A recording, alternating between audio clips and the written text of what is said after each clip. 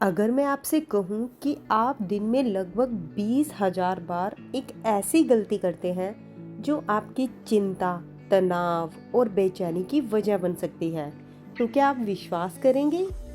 अगर मैं कहूँ कि जिस चीज़ के बिना आप एक मिनट भी जिंदा नहीं रह सकते, उसी के बारे में आपको लगभग कुछ भी नहीं पता, तो हम हर दिन सांस लेते हैं, लेकिन क्या आपने कभी सच में अपनी सांस को देखा है?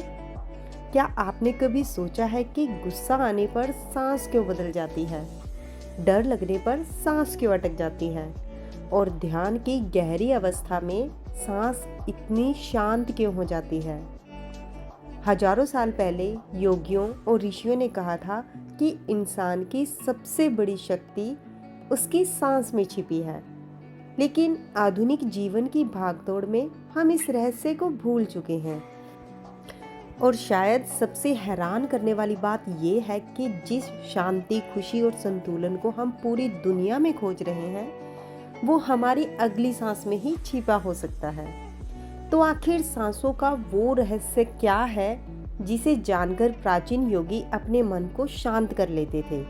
आइए इस रहस्य में यात्रा की शुरुआत करते हैं। नमस्कार, मैं हूँ रूपा और आप देख रहे हैं ऑडियो मंथन। आज हम बात करने वाले हैं सांसों का रहस्य की एक ऐसी यात्रा जो हमें हमारी सांस, मन, ऊर्जा और अंततः हमारे वास्तविक स्वरूप तक ले जाती है। इस वीडियो के अंत तक आप शायद अपनी सांसों को उसी तरह नहीं देखेंगे जैसे आज तक देखते आए हैं। तो चलिए शुरू करते हैं सांसों के उस रहस्य को जो हमेशा से हमारे भीतर था, लेकिन जिस पर हमारा ध्यान कभी गया ही नहीं। चैप्टर 1, सांस और मन का गहरा संबंध। क्या आपने कभी ध्यान दिया है कि जब आप गुस्से में होते हैं तो आपकी सांसें तेज हो जाती हैं, जब आप डर जाते हैं तो सांस अटकने लगती है और जब आप बिल्कुल शांत होते हैं तो सांस अपने आप धीमी और गहरी हो जाती है। यहीं से इस पुस्तक का पहला और सबसे महत्वपूर्ण रहस्य शुरू होता है।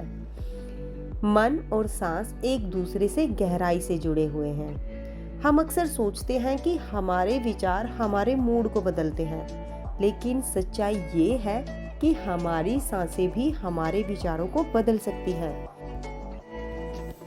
जब मन अशांत होता है तो सांसें असंतुलित हो जाती हैं और जब सांसें संतुलित होती हैं तो मन भी धीरे धीरे शांत होने लगता है। कल्पना कीजिए कि आपका मन एक झील की तरह है। जब उसमें तूफान आता है तो पानी अशांत हो जाता है और कुछ भी साफ दिखाई नहीं देता, लेकिन जब हवा शांत हो जाती है तो पानी भी शांत हो जाता है और सब कुछ स्पष्ट दिखाई देने लगता है। सांस वही हवा है जो मन की झील को प्रभावित करती है। इसी कारण प्राचीन योगियों ने कहा कि अगर आप अपने मन को सीधे नियंत्रित नहीं कर सकते तो अपनी सांसों पर ध्यान देना शुरू करें, क्योंकि मन को पकड़ना कठिन है लेकिन सांस को देखना और महसूस करना आसान है। जब आप कुछ मिनटों के लिए अपनी सांसों को केवल देखते हैं बिना उन्हें बदलने की कोशिश किए, तो आप पाएंगे कि मन की गति धीरे धीरे कम होने लगती है, विचार कम होने लगते हैं और भीतर एक शांति का अनुभव होने लगता है। आज के समय में तनाव, चिंता और ओवरथिंकिंग बहुत आम हो गई है। लोग अपने मन को शांत करने के लिए बाहर समाधान खोजते हैं, जबकि उनके भीतर ही एक ऐसा साधन मौजूद है जो हर समय उनके साथ है, वो है उनकी सांस। इस अध्याय का मुख्य संदेश यही है कि मन और सांस अलग अलग नहीं है, एक बदलता है तो दूसरा भी बदलता है। इसलिए यदि हम अपनी सांसों को समझना और उनके प्रति जागरूक होना सीख ले, तो हम अपने मन को भी संतुलित कर सकते हैं। सांस केवल शरीर को जीवित नहीं रखती, बल्कि मन की स्थिति को भी प्रभावित करती है। इसीलिए अगली बार जब आप तनाव, गुस्सा या चिंता महसूस करें तो सबसे पहले अपनी सांसों पर ध्यान दें। दोस्तों, अब इसे वैदांतिक दृष्टि से देखते हैं। वेदांत कहता है कि मन लगातार बदलता रहता है, लेकिन उसके पीछे एक साक्षी चेतना मौजूद है। सांसों को देखना हमें उसी साक्षी भाव की ओर ले जाता है। जब हम अपनी सांसों को बिना किसी प्रतिक्रिया के देखते हैं तो हम धीरे धीरे मन से अलग होकर स्वयं को एक जागरूक साक्षी के रूप में अनुभव करने लगते हैं। चैप्टर 2, सांसों की जागरूकता और वर्तमान क्षण की शक्ति। हमारा मन अक्सर दो जगहों पर भटकता रहता है, या तो वो बीते हुए कल में खोया रहता है या आने वाले कल की चिंता करता रहता है। कभी हमें पुरानी गलतियां परेशान करती हैं तो कभी भविष्य का डर। इसी कारण हम वर्तमान पल को जी ही नहीं पाते। लेकिन एक चीज हमेशा वर्तमान में रहती है, वो है हमारी सांस। आप कल की सांस नहीं ले सकते और ना ही आने वाले कल की। सांस हमेशा इसी क्षण में चलती है। इसीलिए जब भी हम अपनी सांसों पर ध्यान देते हैं, हम अपने आप वर्तमान में लौट आते हैं। मान लीजिए आपका मन बहुत परेशान है, विचार लगातार चल रहे हैं, चिंता बढ़ रही है और मन शांत नहीं हो रहा। ऐसे समय में अगर आप केवल 2 मिनट के लिए अपनी सांसों को महसूस करना शुरू कर दें, सांस अंदर जा रही है, सांस बाहर आ रही है, तो धीरे धीरे विचारों की गति कम होने लगती है।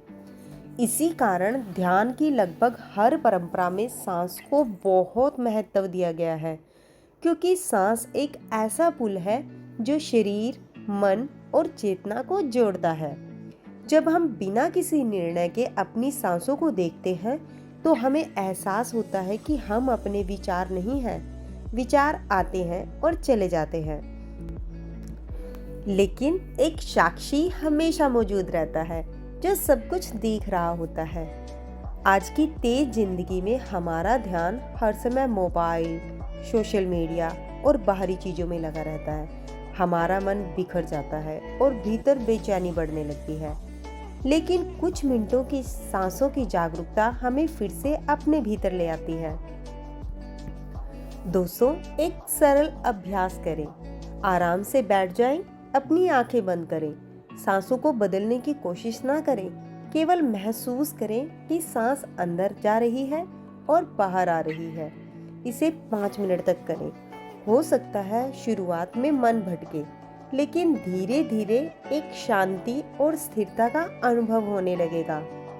वर्तमान क्षण में रहने का सबसे आसान रास्ता हमारी सांस है।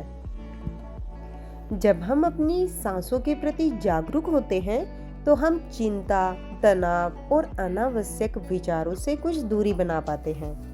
वेदांत कहता है कि सत्य केवल वर्तमान क्षण में उपलब्ध है, अतीत स्मृति है और भविष्य कल्पना। जब व्यक्ति सांसों के माध्यम से वर्तमान में स्थिर होता है, तब वो अपने वास्तविक स्वरूप के अधिक निकट पहुंचने लगता है। चैप्टर 3, प्राण शक्ति और सांसों की छिपी हुई ऊर्जा। जब हम सांस लेते हैं तो हमें लगता है कि हम सिर्फ ऑक्सीजन ले रहे हैं, लेकिन योग और प्राचीन भारतीय ज्ञान परंपरा कहती है कि सांस के साथ एक और चीज हमारे भीतर प्रवेश करती है, जिसे प्राण कहा जाता है। प्राण का अर्थ केवल हवा नहीं है, ये वो जीवन ऊर्जा है जो पूरे शरीर और मन को चलाती है। दिल का धड़कना, मस्तिष्क का काम करना, शरीर में ऊर्जा का बने रहना और मन का सक्रिय होना, इन सब के पीछे प्राण शक्ति का योगदान माना गया है। इसीलिए कई बार ऐसा होता है कि व्यक्ति शारीरिक रूप से ठीक होने के बावजूद थका हुआ महसूस करता है। उसका शरीर स्वस्थ होता है, लेकिन उसके अंदर ऊर्जा की कमी महसूस होती है। योग कहता है कि इसका कारण प्राण शक्ति का असंतुलन भी हो सकता है। ध्यान दीजिए, जब आप प्रकृति के बीच होते हैं, सुबह की ताजी हवा में चलते हैं या किसी शांत स्थान पर बैठते हैं, तो आपके भीतर एक नई ऊर्जा महसूस होती है। वहीं भीड़, तनाव और नकारात्मक माहौल में रहने से थकान और बेचैनी बढ़ जाती है। इसका संबंध केवल शरीर से नहीं, बल्कि प्राण ऊर्जा से भी माना गया है। प्राचीन योगियों ने पाया कि हमारी सांस जितनी गहरी और शांत होती है, प्राण शक्ति उतनी ही संतुलित होती है। इसलिए उन्होंने प्राणायाम जैसी विधियां विकसित की, जिनका उद्देश्य केवल फेफड़ों की क्षमता बढ़ाना नहीं, बल्कि प्राण ऊर्जा को संतुलित करना भी है। जब व्यक्ति गुस्से में होता है तो उसकी सांसें तेज हो जाती हैं और प्राण अस्थिर हो जाता है।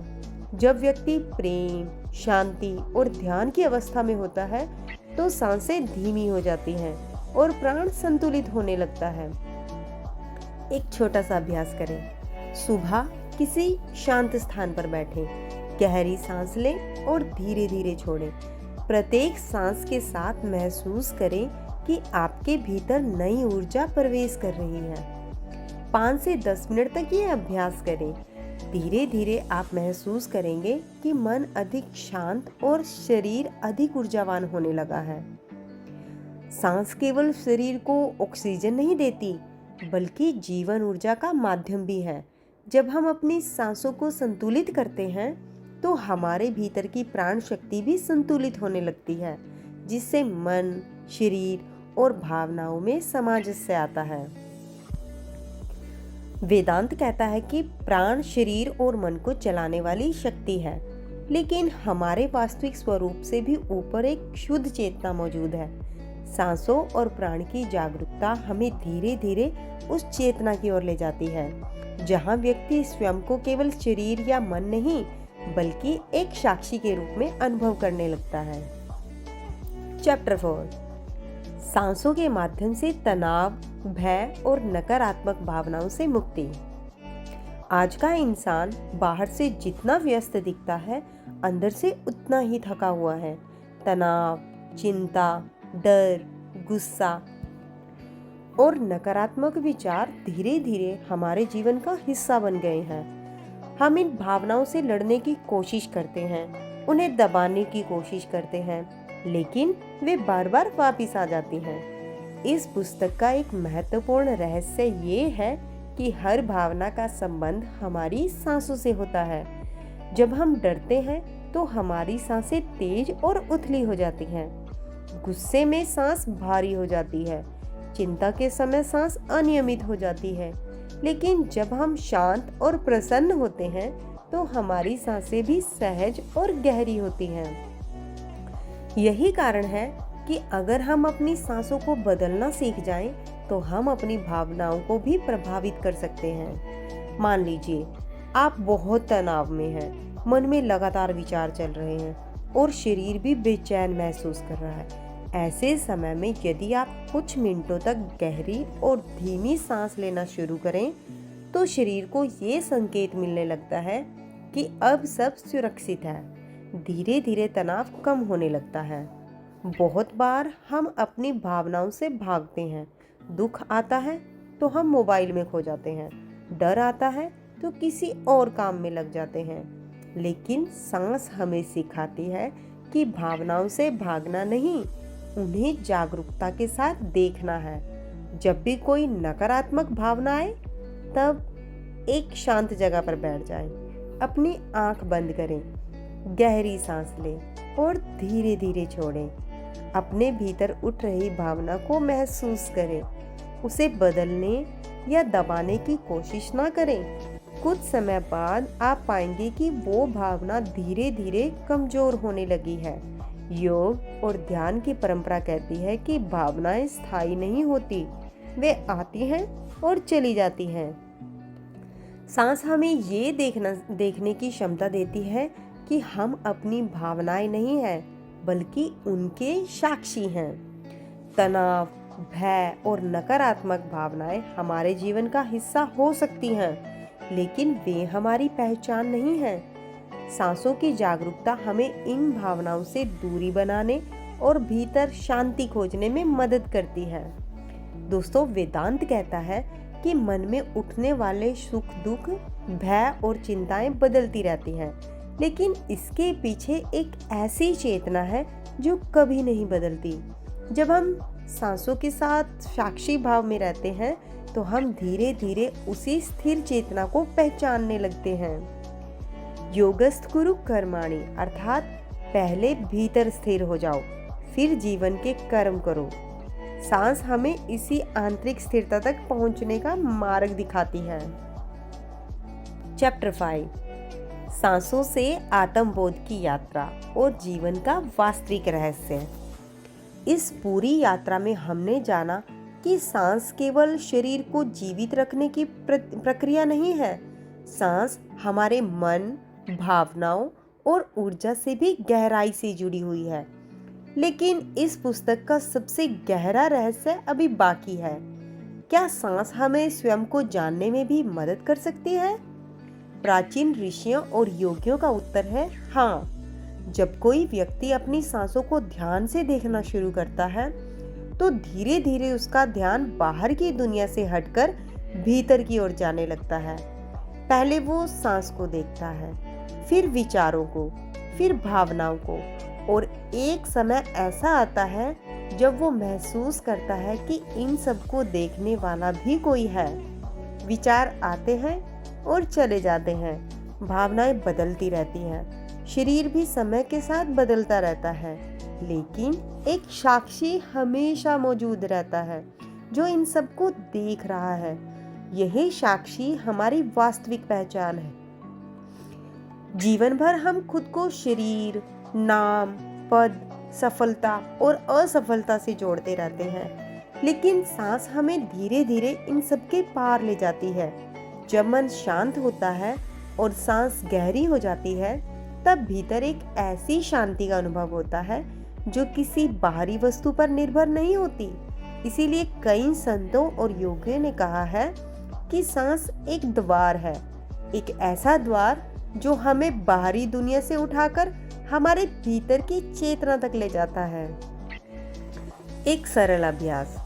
किसी शांत स्थान पर बैठें, अपनी सांसों को महसूस करें। विचार आए तो उन्हें आने दें, केवल साक्षी बनकर देखते रहें। कुछ समय बाद महसूस करें कि सांस, विचार और शरीर सब दिखाई दे रहे हैं और उन्हें देखने वाला कोई और है। यही आत्मबोध की शुरुआत है। सांस केवल जीवन का आधार नहीं, बल्कि आत्म खोज का माध्यम भी है।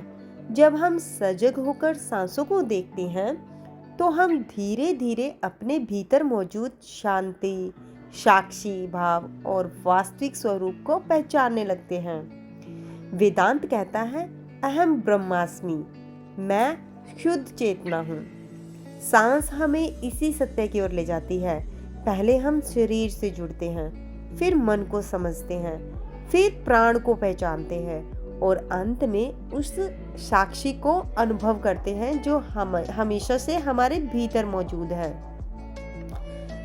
सांसों का रहस्य किसी चमत्कार में नहीं, बल्कि जागरूकता में छिपा है। जो व्यक्ति अपनी सांसों को समझ लेता है, वो अपने मन को समझ सकता है, और जो अपने मन को समझ लेता है, वो अपने जीवन को नई दिशा दे सकता है। सांस हमेशा हमारे साथ है, हर पल, हर क्षण। इसीलिए शांति, ध्यान और आत्मबोध की यात्रा कहीं बाहर नहीं, बल्कि इसी अगली सांस से शुरू हो सकती है। हो सकता है जिस शांति को हम पूरी दुनिया में खोज रहे हैं, वो हमारी अगली सांस में ही छिपी हो। तो दोस्तों, सांसों का रहस्य हमें ये सिखाता है कि हमारी सांसें केवल शरीर को जीवित रखने का साधन नहीं है, बल्कि वे हमारे मन, भावनाओं, ऊर्जा और आत्मा तक पहुंचने का एक मार्ग भी है। जब मन अशांत होता है तो सांसें भी अशांत हो जाती हैं, और जब हम अपनी सांसों के प्रति जागरूक हो जाते हैं तो धीरे धीरे मन शांत होने लगता है। यही इस पूरी पुस्तक का सार है।